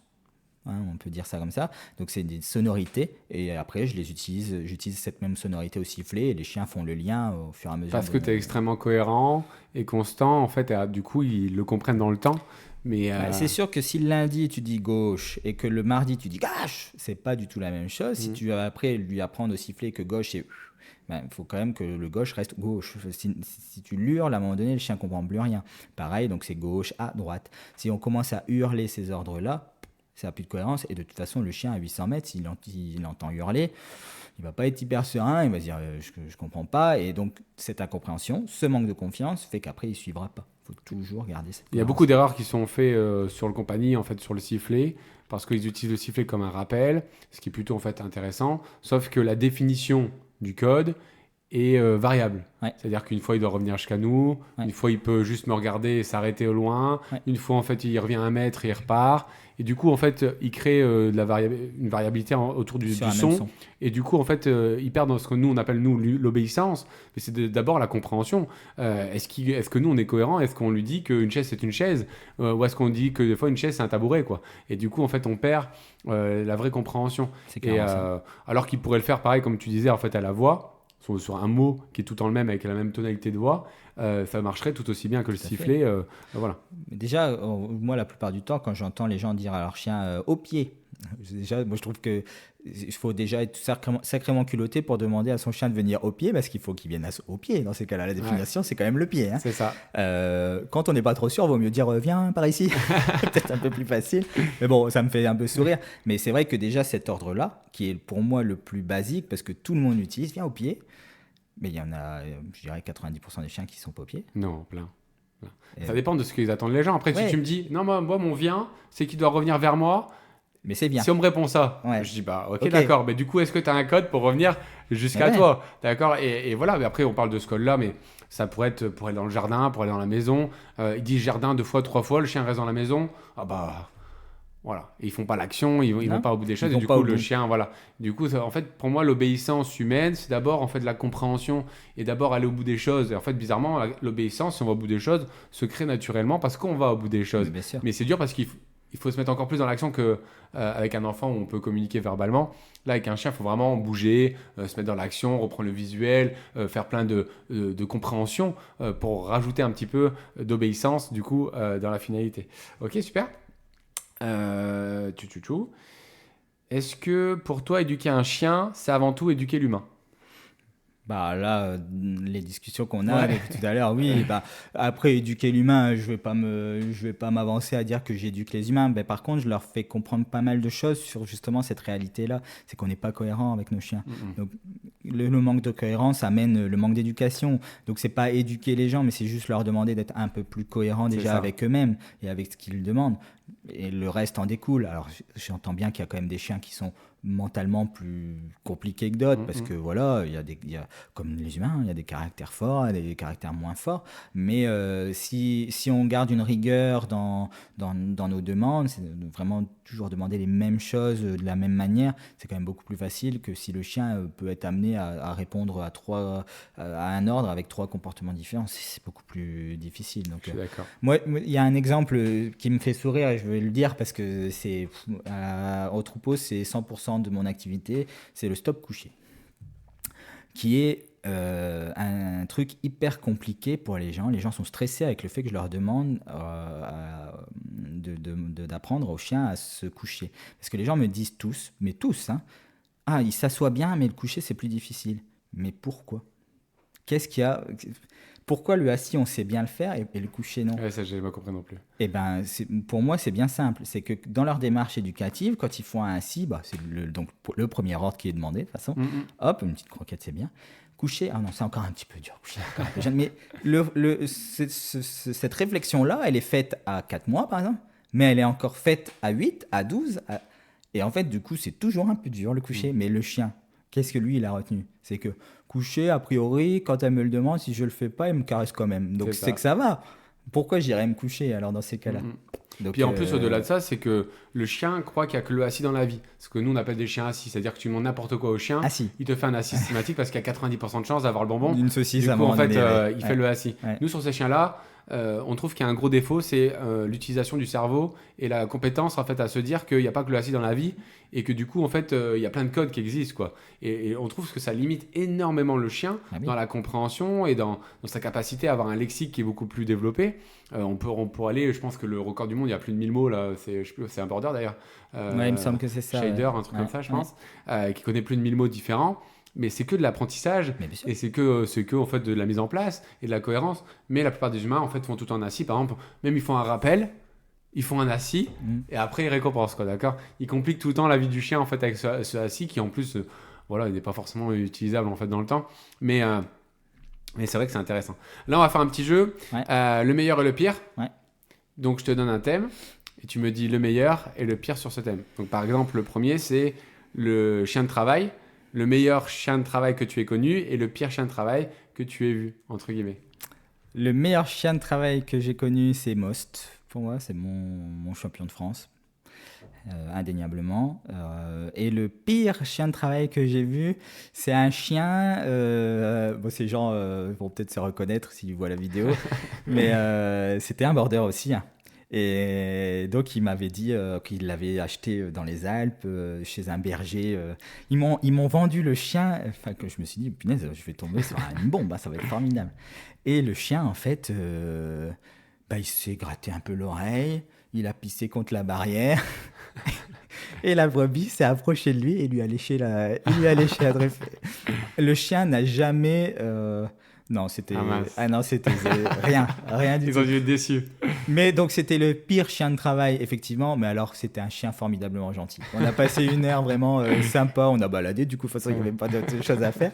Et, non vraiment un chien formidablement gentil, mais ouais, au niveau travail c'était le pire. Ouais. En caractère du coup, pour chien de travail, le meilleur tu l'as dit tout à l'heure et le pire du coup. Le meilleur caractère, c'est le chien qui a du sang-froid. Donc, globalement, le border collie dans ses lignées comme celle-là, quoi. Vraiment des chiens sûrs et costauds. Et le pire, le pire, c'est le berger allemand, peut-être, trop mordeur. Ok. Ouais. Il touche rock les dents. Ouais. Ok. Bon, ça on a déjà dit. Ça on a déjà dit aussi. On a déjà tout dit. Hein. Le meilleur atout du border collie et le pire défaut de cette race. Son meilleur atout, c'est, je dirais, ce bon mélange œil-puissance quand il l'a. C'est pas tout le temps le cas. Et le pire, c'est par contre, il y a beaucoup de borders qui sont extrêmement sensibles à l'environnement de tous les jours, quoi. Les gens, ils sont très sensibles. La sélection peut pas se faire sur tout. Et si elle se fait vraiment sur cette confiance au troupeau, elle est peut-être un peu moins faite sur leur capacité à être sociables. Et là, c'est à nous de faire le boulot, par contre. C'est pas de l'instinct, ça. C'est vraiment à nous de les confronter tranquillement, gentiment, toujours avec cohérence, à des situations de la vie de tous les jours qui sont OK, quoi. Mais ça pêche et c'est vraiment le gros défaut du border à l'heure actuelle. C'est vrai qu'on n'a pas parlé de l'élevage. Hein. J'avais une trame sur l'élevage, mais on n'en a pas parlé parce qu'on en avait trop débordé. Mais du coup, là, on va parler vite fait. Les meilleures conditions pour élever un chiot équilibré et les pires conditions d'élevage pour un chiot. Pour toi, c'est quoi ? En élevage En élevage, on va dire toute race en général. Si tu peux faire un message général sur, pour toi, qu'est-ce qu'un bon élevage, qu'est-ce que des bonnes conditions d'élevage. Parce qu'on dit souvent un bon élevage, c'est un élevage qui va faire du lof expressément. Voilà. Moi, je ne suis pas trop d'accord forcément avec ça. Je dirais que les mauvaises conditions d'élevage, ce sont les chiots qui n'ont pas été socialisés correctement. Ce sont des gens du coup qui font vraiment ça un peu pour le profit et qui du coup mettent des chiots dans des caisses. Voilà, c'est pas toujours très bien aéré, c'est pas forcément très propre. Alors la propreté, des fois vous arrivez sur un élevage un peu à brûle-pourpoint, les gens n'ont pas encore fait tout à fait leur nettoyage, ça peut arriver. Mais bon, on le voit vite quand c'est pas très bien entretenu, quand les chiots n'ont pas vu grand-chose. Moi, à un mois, même un petit peu avant, j'aime bien les sortir un petit peu, qui se confrontent un petit peu déjà à mes chiens, que je connais, je sais quelles sont leurs réactions. Gentiment, hein, faut pas non plus commencer à les mettre dans des situations compliquées. Mais ouais, les pires éleveurs, je dirais, sont ceux qui prêtent pas attention à la socialisation, parce que ces 2 premiers mois de vie là, c'est la clé, quoi. Si le chien a à peu près compris, si le chiot a à peu près compris qu'il y avait un environnement autour de lui, quelques codes à respecter, normalement après ça se passe quand même correctement. Ouais, je suis d'accord. Le meilleur conseil qu'on t'ait donné et le pire. Le meilleur conseil qu'on m'ait donné, c'est de me faire confiance. Et donc du coup, j'ai appris ça, à me faire confiance, et ça marche vraiment bien du coup. Et le pire qu'on m'ait donné, c'est de boire un coup avant d'aller faire un parcours. Ah oui, ça. Une fois, bon, c'était mon anniversaire, je crois, ce jour-là, et j'avais bu quelques verres. Bon, je dis pas non plus, mais pour voir les lignes, c'est un peu plus compliqué, quoi. Donc ça, c'était vraiment un très mauvais conseil. Alors, ça on a déjà dit. Alors, le meilleur conseil que tu donnes aux propriétaires et le pire réflexe que tu vois, voilà, le pire que tu vois entre le propriétaire et le chien. Ouais. Le meilleur conseil, c'est quand même cette école du chiot, parce qu'elle donne quand même beaucoup de bases de socialisation, et vous êtes quand même avec un éducateur du coup qui a quand même sa formation et qui peut quand même donner des conseils qui sont avisés et cohérents. Donc moi, le meilleur conseil, souvent quand les gens prennent un chiot, même un border qui est censé être border de travail, donc voilà, non, c'est la sociabilisation. Donc l'école du chiot, je trouve que c'est quand même une vraie belle, enfin je dis école du chiot, je sais pas comment ça s'appelle Ça s'appelle l'école réellement, du show, mais c'est ouais. ça, avec éducateur, avec chien adulte, Ouais, voilà, avec des groupes qui sont faits, avec des un chiens parcours socialisés, spécial, voilà, quoi. avec des moments récréatifs, un parcours en fait spécial pour les chiots, et aussi des bases entre humains chiots, donc c'est un équilibre en fait dans Tout à tout fait. ça. On ne pourrait pas faire que, alors on fait aussi des moments que récréatifs, nous à part, mais on ne conseille pas de venir que au moment récréatif, parce que sinon le chiot arrive dans cet environnement-là et il Ah oui, croit que oui, c'est bah que oui, du c'est que jeu, la fête, que de ouais, l'éclate, y a pas de etc. Du coup cadre. l'humain perd un peu le contrôle. Mm, Donc nous vraiment le but c'est de faire quelque chose en fait de calme, mais de productif en fait pour tout le monde. complètement. Et on fait deux groupes, des chiens en fait un peu craintifs et des chiens en fait un petit peu plus voilà dans le jeu, un petit peu plus Mm. violents. Et en fait des fois on va mélanger un petit peu, mais c'est toujours en fait très encadré pour éviter les mauvaises expériences. En même temps il faut pas éviter les mauvaises expériences, mais enfin il faut pas éviter les choses pour pas éviter les expériences, mais en même temps il faut pas qu'il y ait de mauvaises expériences. Du coup c'est cet équilibre là qu'on essaie de Tout trouver en comme fait nous au au quotidien. troupeau, hein, quand on dit les jeunes chiens, faut pas qu'ils se fassent taper, par C'est exemple. ça, Voilà. exactement. Mais c'est vrai que cette école du chiot, bah, il y a des pays qui ont mis en place des permis à chiens. Bon, je trouve ça un peu quand même, c'est un peu hard. Bon, voilà, chacun a quand même sa liberté dans la vie. Mais je trouve que l'école du chiot, ça devrait quand même être un passage au moins une Mhm. fois, que les gens puissent au moins le voir ce que c'est. Mais là en France, ils ont fait le certificat en fait pour Ouais, pouvoir adopter un chiot. Le problème, c'est que tout le monde peut le délivrer c'est entre ça. guillemets. Certificat Euh, d'engagement. ouais, Ouais. tout le monde peut le délivrer gratuitement. Enfin, les éleveurs, forcément, ils le font gratos parce C'est que un outil voilà. sympathique, hein, mais en soi, mais qui est pas tenu, Il y a 15 hein, pages là. qui est pas cadré, hein. Est-ce que quelqu'un lit toutes ces Mais pages? Et en non. plus, les pages sont. Enfin, Puis il y a des délivrances de complaisance, quoi. voilà, c'est C'est sûr, pas. c'est sûr. Voilà. Puis quand on lit le truc, bon, c'est fait pour que ce soit très positif, ce qui est pas encore une fois en fait bête, parce que tout le positif permet en fait de faire évoluer le monde canin vers du positif, mais encore une fois, faut pas prendre, faut pas non plus aller à l'extrême. Le meilleur type d'humain pour vivre avec un chien de travail. Le meilleur type d'humain Ouais. pour vivre avec un chien de Est-ce travail. que en fait quelqu'un qui est pantouflard, quelqu'un qui est sportif, quelqu'un qui a du caractère, Je quelqu'un dirais qui que est en c'est famille. quelqu'un qui sait être calme et en même temps hyper. Qui sait se faire respecter. Je dis tout le temps la même chose aux gens, mais moi, à l'école, j'étais globalement un bon élève, hein. J'étais très bon élève, mais je sais qu'il y avait des profs qui me faisaient un peu sourire, Mhm. que je respectais pas forcément à fond, et il y en avait, ils rentraient dans la pièce et c'était le respect, alors qu'ils avaient rien fait de plus, hein. Mais je sais pas, c'est le bon propriétaire, c'est vraiment celui qui va savoir montrer à son chien que ça c'est ok, ça l'est pas, tout en gardant une attitude qui est presque constante. Voilà, savoir mettre un peu de pression sans en faire des caisses. Ouais, ça, c'est vraiment le bon Ouais, propriétaire. une belle Le chien de énergie. travail, en tout cas. Mhm. Ouais. Et le pire du coup? Et le pire, c'est le propriétaire L'inverse. trop énervé, hein, Ouais. Qui crie, qui met de l'énergie dans tous les pas sens, cohérent. Qui a trop pas trop donc, du d'énergie. Ouais. coup, pas de cohérence, pas de confiance. Mhm. Et là, après. Je suis d'accord. Ton meilleur souvenir de compétition de travail? Mon meilleur souvenir, c'est pas le championnat de France. Ah, C'est quand je suis allé au Pays de Galles. Et donc j'ai été hébergé par un copain, donc forcément un grand nom du troupeau, hein, là-bas. De toute façon, il n'y a que des grands noms du troupeau là-bas. Et ils ont un petit bouquin avec des concours, tu sais. Et j'ai été 15 jours là-bas. L'idée, c'était de faire des concours, se faire plaisir, quoi. Il m'avait dit, bah, tu peux commencer tranquillement par un petit concours sympa, qui est pas trop compliqué. Cool. Je me souviens, j'étais avec mon épouse, hein, on est parti là-bas. Et on est arrivé sur le terrain, c'était une montagne. Et puis je dis, mais ils n'ont pas commencé, il n'y a pas de moutons. Et ici, il y avait un chien qui courait. Ils sont où les moutons? Ils étaient à plus d'1 kilomètre en haut d'une montagne. J'avais jamais fait ça de ma vie. Ils sont pas bien. Petit concours en plus, il me dit, mais vraiment, et j'ai stressé. Je voulais pas m'inscrire parce que là-bas, il faut donner, je sais plus, 2 ou 3 livres. Tu t'inscris et t'as une petite, le gagnant a une petite enveloppe et tout. Hein. C'est plutôt bien foutu. J'osais pas. Et puis, il y a un Gallois qui m'a vu dans la voiture. Il voyait bien qu'il a vu la plaque, que j'étais français et que je sortais pas de cette voiture. Donc ils m'ont mis en confiance et en fait, mais le truc de fou, c'est vraiment mon meilleur souvenir, c'est qu'on a vu un monsieur d'une 80 ans, peut-être sur 80 ans, avec une canne, quelqu'un qui lui tenait le bras, qui est arrivé au piquet, qui a lancé son chien. Et la personne qui était à côté de lui disait où était à peu près le chien, parce que je pense qu'il voyait plus bien clair. Incroyable. Et il nous a fait un parcours, pas forcément le meilleur, c'est certain, et là je me suis dit, mais punaise, c'est formidable, quoi. Et donc j'ai quand même osé envoyer mon chien, et il a trouvé les moutons, et on a fait un super parcours. Je crois que j'avais même récupéré une enveloppe, on a dû faire un truc plutôt pas mal.